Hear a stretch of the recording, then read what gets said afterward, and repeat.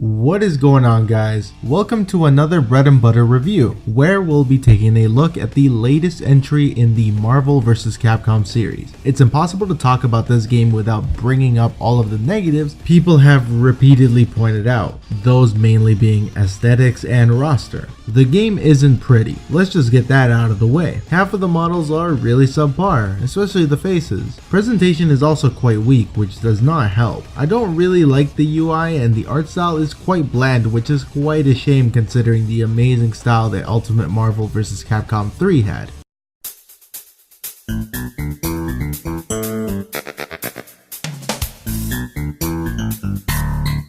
The cast is even more disappointing at first glance. Only 6 characters are new, those being Ultron, Gamora, Captain Marvel, motherfucking Thanos, Jeddah, and X, while the rest are ripped straight from UMVC 3. What is great is the fact that there are quite a few new tools for each of the characters that makes them stand out from when they last showed up. Is that enough? Not really, but it isn't as bad as it could have been. The DLC looks amazing though, and that's where I feel a lot of the issues lie. This game was almost certainly rushed. The DLC characters are new and they look fantastic. Sigma should have been in the main roster, seeing how he has one half of the final boss, Ultron Sigma. This sort of stuff is quite the deal breaker for a lot of people, and I can see why. Don't even get me started on story mode. Out of ammo. Can the ladies come out to play? For you, Rocket, anything. Ever since it was released, I felt like the story demo shouldn't have come out, and I can confirm that the reason why is because it's trash. The story feels incredibly forced and it's not memorable. Well, except for this. There is yet another way. Have you come seeking forgiveness, my love? Retribution. Thanos, there is no power that can harm me. In your universe, perhaps. The Satsui no Hado has conquered gods and demons. And death. We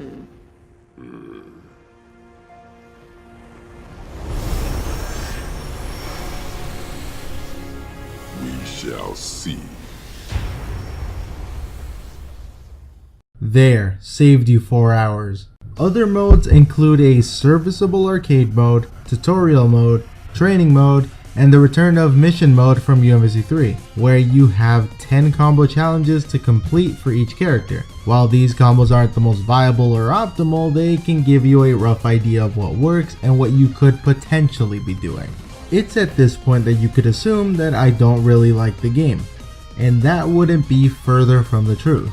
MVCI has a great foundation when it comes to actually playing the game. It's a ton of fun and it brings forth a bevy of new mechanics that distinguish it from previous entries. There are certain things I can overlook because even though I am disappointed, I can't deny the great game that lies underneath. There are 2 things that really pull MVCI's weight: gameplay and netcode. Let's talk about gameplay for a bit. The biggest flaw is the accessibility. Easy hyper combos, auto combos, and simplified inputs don't help anybody. A quick primer on these mechanics. Easy hyper combos allow you to activate a super with 2 buttons. Auto combos allow you to repeatedly press light punch to do a simple combo for decent damage, and simplified inputs just refer to changing things like a dragon punch motion to a down down motion and things like that, which I personally hate but will have to get used to. The biggest problem is that MVCI isn't easy, and this isn't going to help anyone in the long run. This is like allowing training wheels in a bike race. You'll be involved, but you'll quickly be left in the dust wondering why you ever tried to begin with. That issue aside, the gameplay is quite enjoyable as it combines elements from earlier Versus games while implementing new ones to create quite the MVC experience. It brings back 2v2, OTGs from the first Marvel vs. Capcom, along with advancing guard, and even that is different in that you can reflect certain projectiles if timed correctly. As for new stuff, you have Active Switch, which functions similar to Street Fighter X Tekken's tag mechanic. The ability to tag in your partner at any time greatly increases combo potential and pressure. It's actually quite overpowered currently, if I'm being honest. You can also do this while you're in a combo. This works like a manual combo breaker where you take control of your partner and then you try to stop the combo and so on and so forth. However, this will take 2 bars of meter as opposed to the regular active switch mechanic. All of this comes at the cost of removing assists.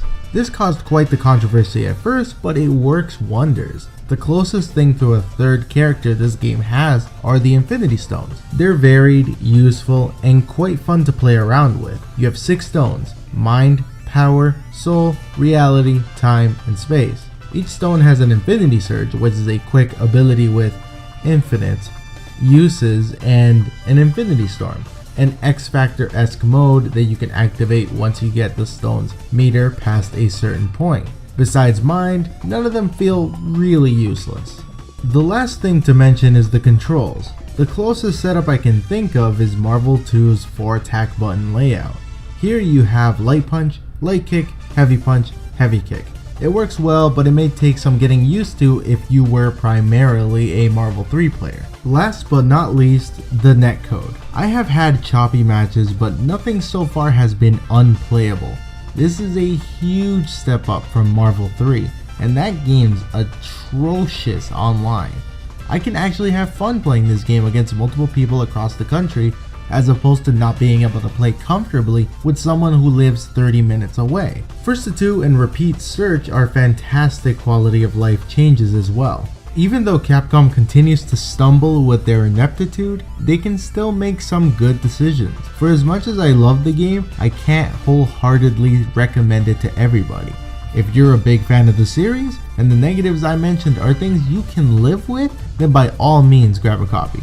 If you're still on the fence, wait for a sale or until it's bundled with the first character pass at least. I wouldn't write the game off, and if you get the chance to play it for a bit, don't pass it up. Except for the story demo. Don't. It's fucking awful.